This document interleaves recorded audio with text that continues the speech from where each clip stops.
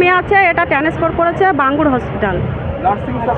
এখানে কোনো রকম না, এখানে এই কদিন এই ঝামেলার ভিতরে কোনো ট্রিটমেন্ট হয়নি। আজ দেড় মাস এখানে আছে, ঠিক আছে, 1.5 মাস। বাচ্চার মাথার কোনো রকম ট্রিটমেন্ট এখানে হচ্ছে না। ক মাসের বাচ্চা আপনার? এই আমার 1 মাস 11 দিনের বাচ্চা আজকে। এখানে 1.5 মাস ধরে ভর্তি? এখানে আমি আছি এতদিন। এখানেই বাচ্চা হয়েছে। এখানে তো ধরুন মানে ট্রিটমেন্ট আগে চলছিল, এখানে আগে তো চলছিল, মাসখানিক হলো, তোমার এখানে কোনো ট্রিটমেন্ট চলছে না। বলছে এখানে কোনো মেশিন নেই বাচ্চাদের।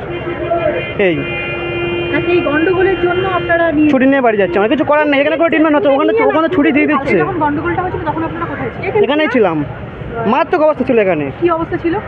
এমনকি কাঁদানো গ্যাস পর্যন্ত ছেড়েছে, আমরা এখানে থাকতেই পারছিলাম না এখানে কালকে। এইটুকু বাচ্চা নিয়ে, বাচ্চা উপরে ছিল, আমরা নিচে ছিলাম। কি দেখেছিলেন, কতজন ঢুকেছিল? প্রচুর লোক, বলা যাচ্ছে না, ধারণা করা যাবে না, প্রচুর লোক ছিল এখানে। অস্ত্র ছিল? বলতে পারবো না, আমরা ওটা দেখিনি, ওরা বলতে পারবো না। কিন্তু তার মানে কি পরিষেবা না পেয়ে চলে যাচ্ছে? পরিষেবা না পেয়ে আমরা এখান থেকে ছুটি দিয়ে দিলে আমরা নিয়ে চলে যাচ্ছি, আমরা অন্য জায়গায় গিয়ে ভর্তি করবো।